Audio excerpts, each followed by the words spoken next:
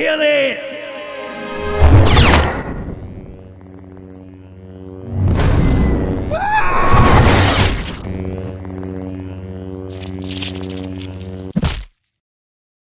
Planet Earth, an anomaly in a universe of lifeless rocks.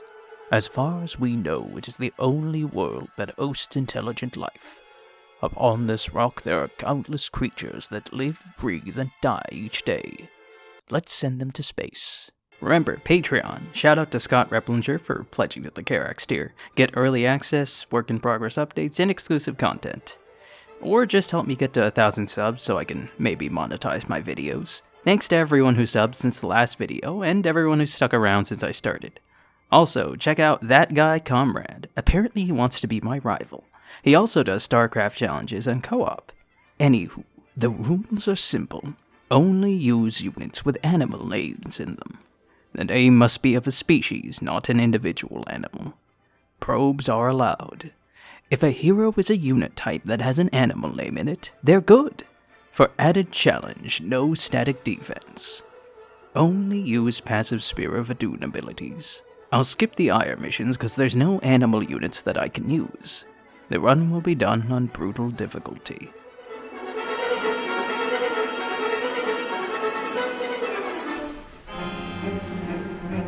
To start off my Protoss exhibits, I set up shop in space. Well, technically we're already in space, but this is space. I need to break open 3 food stores to feed my pack while Tynegan devours the rest of the station. I have access to High and Dark Templar, Templar being Harvestmen, as well as Archon mods. Unfortunately, Brutal really sucks, so I lower the difficulty down to Hard. Normal. I had to lower it to Normal. Don't worry, most of the campaign will still be done in Brutal. Hopefully. Anywho, using Harvestmen to encircle and devour unsuspecting prey, I back them up with my Archon mods, breaking open each pantry and devouring the Atlas prisoners within, ending the mission. Fun facts. You may have seen clips of Harvestmen clumping together, then scattering when poked. There are several proposed reasons for this. One is to share moisture.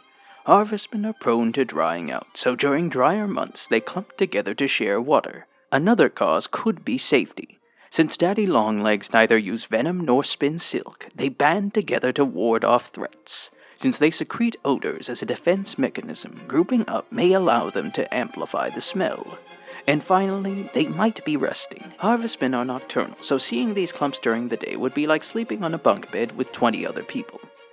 The Archon moth is native to Uruguay and central Argentina, though was accidentally introduced to Europe and is spreading rapidly. First arriving in southern France in the 90s, it has since spread to Spain, Italy, Greece, Cyprus, and has been spotted in the UK, Netherlands, and Russia. It is a major threat to native palm trees, being responsible for the destruction of over 200 trees in Sochi. Now one might think that such a gas-heavy zoo would find it difficult to succeed in a region with sparse geysers. And you'd be right. After lowering the difficulty to hard, I rush out Templar Harvestmen to ambush the native Tal'Darim while morphing an Archon moth to chew apart the carriers, scouts, and rays that swoop in. To get enough gas, I use the expert tactic of sacrificing my workers to get enough Vespine, allowing me to build up Harvestmen and Rayfish. As a side effect of being in space, these rays can apparently fly and shoot laser beams. Must be Australian. Using my rays to pick off the native photon cannons, my Harvestmen tear up the native fauna with impunity. Eventually I break the main Tal'Darim nest, and the mission ends. Fun fact. Manta rays are fairly large animals, weighing up to 3,000 pounds and have wingspans as long as 23 feet. Its name comes from the Spanish word manta, meaning mantle or cloak. A common nickname for them is devilfish, as its fins are said to resemble horns. Despite this, they're virtually harmless. Unless you're plankton, then run. They enjoy the use of cleaner fish to deal with parasites, and their large brain sizes make for curious and friendly natures. The only animals I can use in this mission are Zeratul, a Dark Templar and thus a Harvestman, High Templar Harvestman, and Archon moths. Since I can't get the High Templar or Archon moths without dealing with pesky photon cannons, I decide to use only Zeratul. But this mission is really hard with Zeratul only, so I'm forced to lower the difficulty again to win.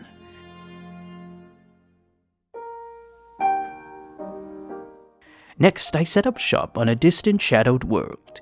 Shakuras is currently undergoing a mass extinction event known as Getting Eaten by Cthulhu. To deal with the invaders, I bring out my Dark Templar harvestmen and support them with dragoons. But Pi, dragoons aren't animals. As a side effect of being in space, they can't fly but can pilot advanced alien mech suits. To rescue the native harvestmen, I need to clear out the mold covering each harvestman nest. I gather my pack of Dark Templar harvestmen and dragoon pigeons, using the pigeons to lure the invading Zerg from their shrooms and my harvestmen to ambush them. The apex predator of the map is the Void Thrasher, a powerful hybrid with the unique adaptation of being useless. Eventually, my pack clears each nest, and the mission ends. Fun fact, the dragoon pigeon hails from the UK and is mainly used for exhibitions. It is descended from the rock pigeon and is said to be a watchful bird and good parent, raising many young throughout its lifetime. Next, I test my pack's viability at an ancient temple. Vorzun proposes an interesting solution to the Zerg invasion. You see, technically they can't drive the planet to extinction if we drive it to extinction first. The plan is to bring in our own mass extinction event known as Kaboom the Planet. Now, Pi, you may say, it's absolutely unethical to be using animals to kaboom planets. But this is space and there's no time for silly little things like morality or logic. To defend the temple, I gather my harvestmen and pigeons, using the former to tear apart predators on land and the latter to shoot down predators in the sky. Despite heavy attacks by the Zerg invaders, my zoo is able to buy enough time to blow up Shakuras, and the mission ends. It's time to test my pack's viability on Korhal's native orbital platform. This orbital platform being a war zone between an inefficient monarchy and brainwashed rebels. To save the native Terrans, I have to clear 5 pores of infection. Now one might say it's unethical to be sending animals into a platform crashing onto the surface of the planet. And you would be right. But I do it anyway. Using my expert tactic of spamming harvestmen, I clear out the infection, and the mission ends. Fun fact, the first animal to make an orbital spaceflight around Earth was a dog named Laika aboard Sputnik 2 on November 3, 1957. She was part Samoyed Terrier, who was found as a stray in Moscow and was chosen out of the belief that being homeless meant that she'd adapt to the extreme conditions more easily. However, as her food and oxygen supplies were insufficient, her survival was deemed impossible. As part of her test, she and 2 other candidates were placed in progressively smaller cages over several weeks to simulate conditions in the spaceship. There are conflicting reports about her death. The Soviets claim that she'd either died due to lack of oxygen or euthanasia with poisoned food. In 1999, however, other sources, such as the program's scientists, claimed that she died due to a malfunction in temperature controls on Sputnik 2. Regardless, on April 14, 1958, both Laika and Sputnik 2 exited Earth's orbit and burned up on re-entry. In 2008, a monument was set up outside Star City, Russia to commemorate her flight. It's time for Boring Old City. This city being another war zone between the government and brainwashed rebels, mind you. The invading hybrid once again used the unique adaptation of You Have Headache. While the Terrans stock up on aspirin, I gather my pack of harvestmen and pigeons to defend them. Eventually my pack devours their way to the artifact and culls the hybrid invaders. Next I set up in a science lab. A lab which is currently undergoing the mass extinction event known as You Get Laser. To aid my pack in securing the lab's food stores, I bring in Centurions. But Pi, Centurions aren't animals. Well, actually, they're not. But they're trees, so close enough. As a side effect of being in space, they can apparently move and stun enemies by charging into them. Must be Australian. Using my expert tactic of defending my nest with half my pack before sending it to reinforce the other half, I push my way through the invading Tal'Darim. Eventually my pack reaches the food storage, and the mission ends. Fun fact, Centurion trees are the tallest eucalyptus trees in the world, measuring at over 100 meters high. It's native to Tasmania, Australia. Eucalyptus trees are good for absorbing large amounts of water, enabling them to drain marshes and deprive mosquitoes of nesting sites. Due to frequent wildfires in Australia, eucalyptus trees have developed a unique adaptation where they have dormant shoots inside themselves and their roots. When exposed to heat, they produce hormones that cause them to grow. I set up my zoo in another temple. A temple that is currently under siege by cultists and brainwashed rebels. To get to the Zelnaga food stores, I need to control 5 watering holes around the map. Fortunately, my shipment of Phoenix chickens finally arrive. Pi, didn't you call them moths in the Wings of Liberty video? It's my run, I'll do what I want. As a side effect of being in space, they develop the unique adaptation of no walking for you, enabling them to snatch prey from the ground. To secure the watering holes, I use my expert tactic of wiping out my enemies instead of doing the actual objective, and I send a pack of harvestmen, centurion trees, and dragoon pigeons to stampede through each enemy base.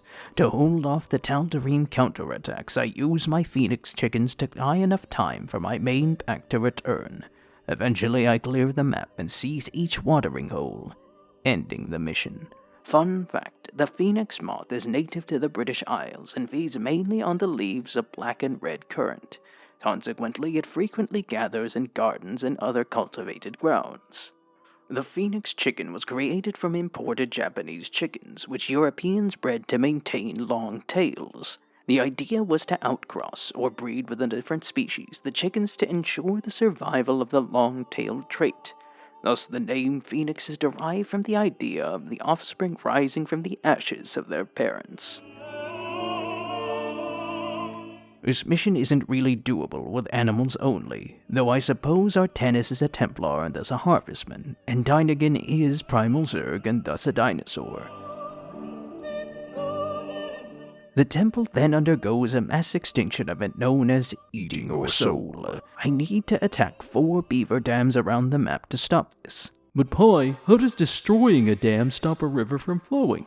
Oh, you think these dams are holding back the river of death? No. They're holding back the river of life. Anywho, to aid in my efforts, I get access to High Templar again, adding zapping harvestmen to my army. As a side effect of being in space, they have developed the unique adaptation of You Have Headache, allowing them to turn the energy of the hybrid against them. To break through the invading cultists, I gather a force of invisible and zappy harvestmen, centurion trees, dragoon pigeons, and even some phoenix hens to push to each beaver dam. With Dynagan's raptors and roaches to back me up, I break each dam, allowing the waters of life to push back the extinction event. A brilliant strategy, an excellent victory. You lowered the difficulty to hard, didn't you? Yee. And then I retried, and using my expert tactic of sacrificing my entire army for one building, I managed to beat it on brutal.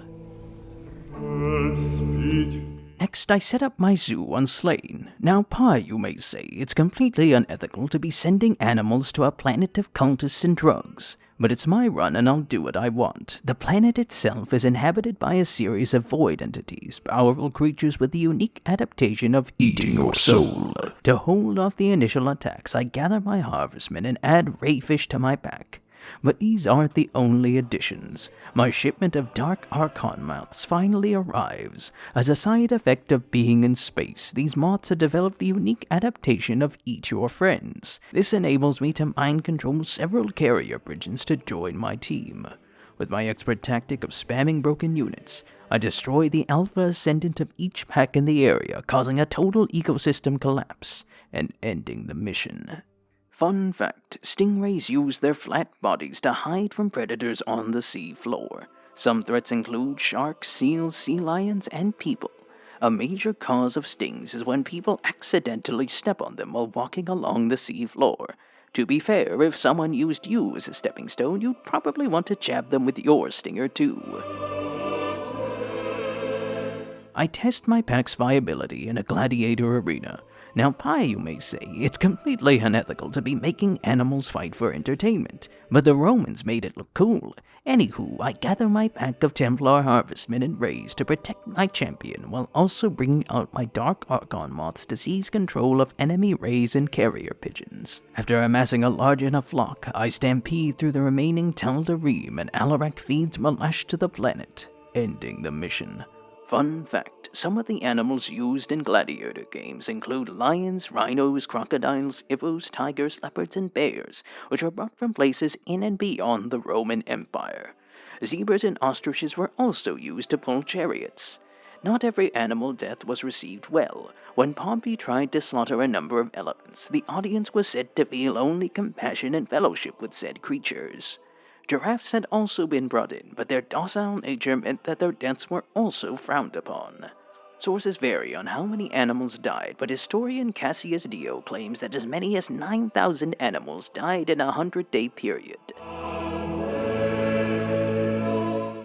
It's time to go to space. Well, technically we're already in space, but this time it's space. I regain access to carrier pigeons, who as a side effect of being in space can use their poop to shoot laser beams. Must be Australian. Anywho, I gather my flock of pigeons alongside phoenix hens and rays.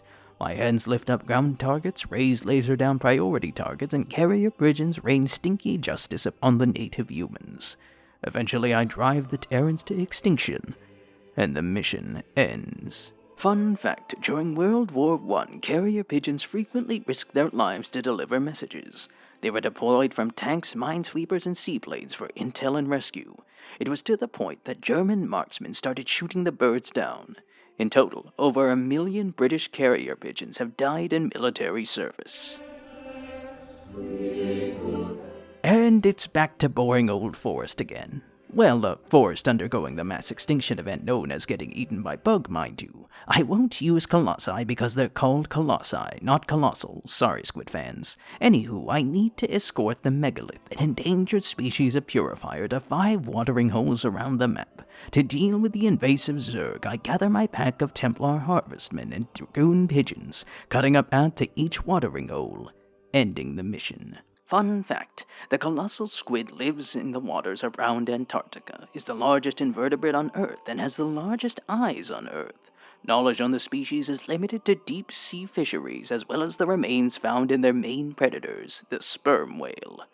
Its combined body and tentacles reach lengths of up to 46 feet, and weigh at least 1,100 pounds. That's about 8 adult guys height-wise, or 5.5 dudes in terms of weight. It's time to return to space. Cybros is currently undergoing the mass extinction event of getting eaten by bugs, so I need to awaken the native purifiers to combat the invasive Zerg. To do this, I need to kick 12 bee nests around the map. Now, with such a wide range of animals, I suppose I shouldn't just stick with the usual Harvestman and Dragoon combo. But diversity is overrated, so to reach the nests, I once again gather a pack of Templar Harvestmen, both high and dark, as well as Dragoon Pigeons. Dark Templar rip through ground forces, Dragoon Pigeons take out aerial strains, and High Templar give enemy spellcasters and detectors headaches. I also take the time to finish off the Warden, an endangered species of purifier with the unique adaptation of PTSD. Eventually I kick all 12 bee nests, and the mission ends.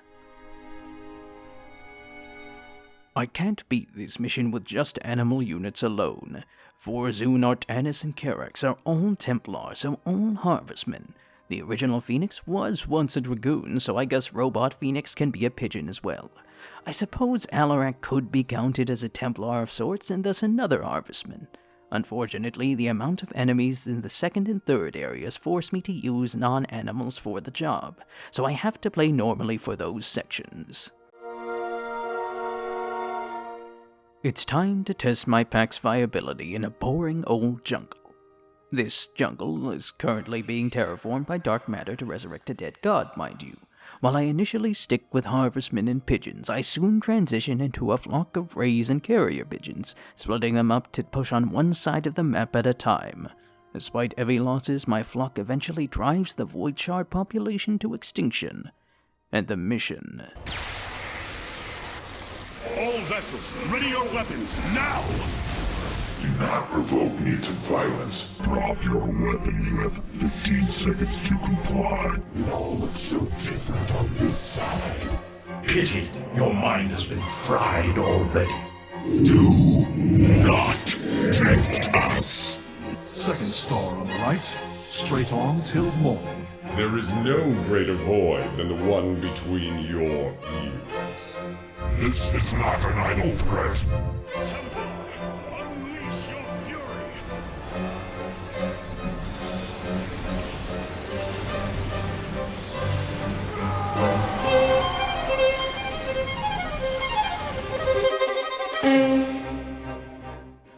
It's time for another temple. Now, one might say it's unethical to be setting up a zoo to fight brainwashed aliens and spiky bugs, but this is space and there's no time for silly little things like morality or common sense. After setting up a diverse fleet of Templar harvestmen and rayfish, I proceed to lower the difficulty to hard. The northern entrance has fallen. Normal.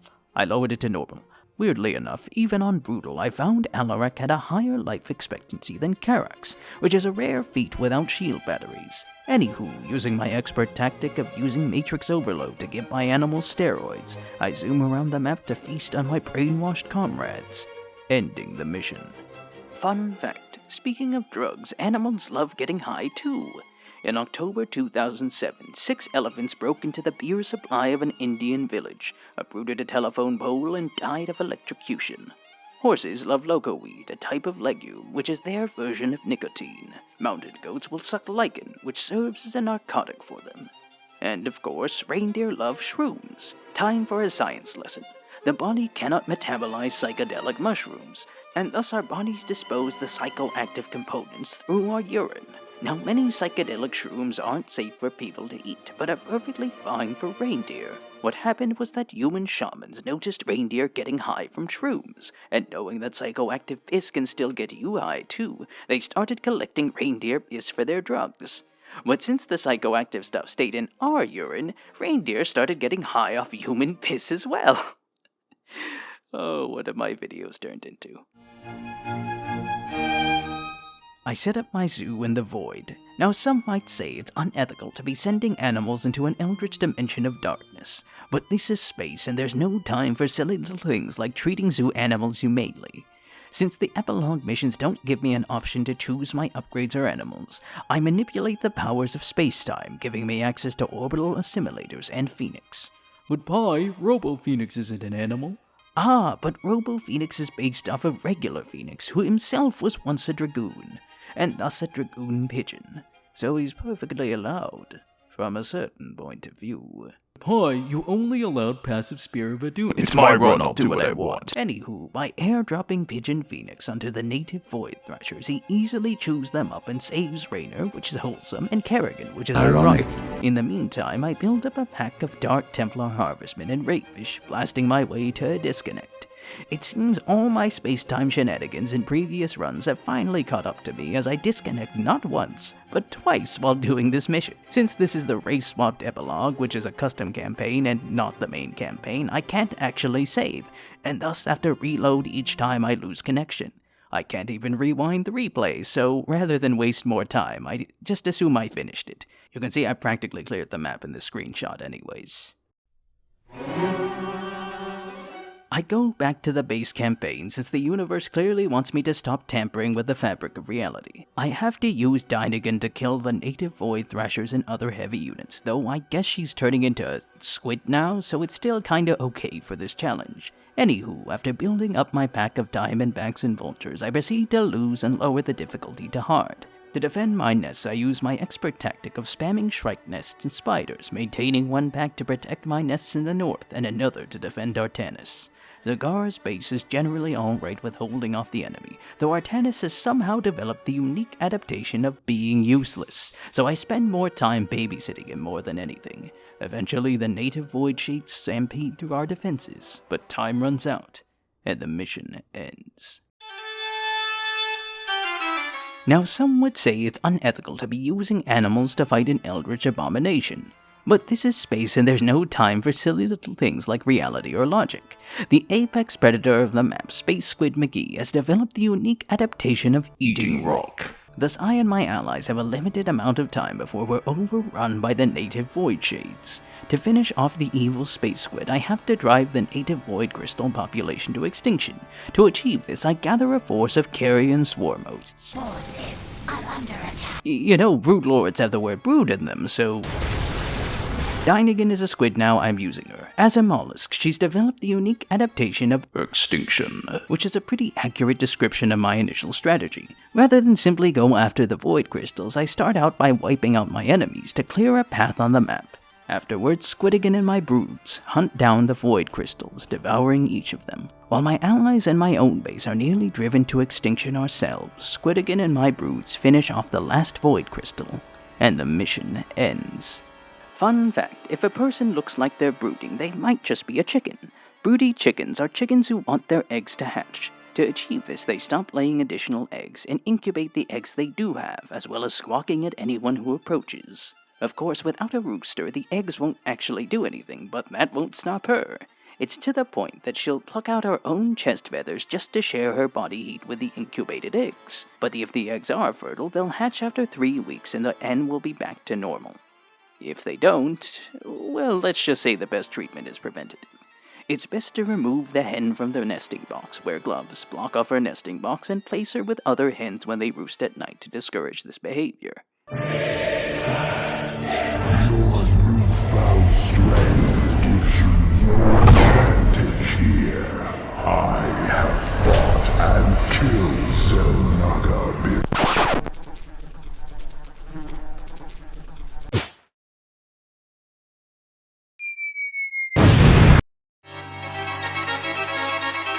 So can you? Nope.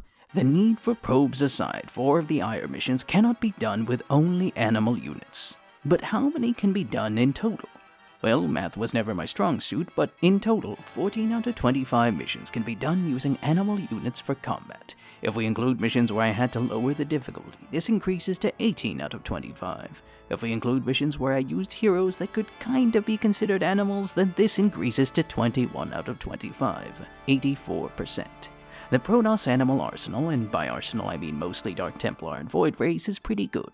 The biggest drawback, as always, is the need for gas and a lack of static defense. Remember, Patronus, sign up, get early access, shoutouts, maybe exclusive content, shoutout to Scott Replich. Also, I'm making another poll. Now, people voted for the Noob Challenge, beat stuff with only the unit introduced in each mission, but with all the new people who subbed, I do want to see if people still want to watch that series, or perhaps, say, the Mythical Challenge, who knows, right? That's it for this one. If you enjoyed this, make sure to like, subscribe, share, comment, and spam teleporting spiders for victory.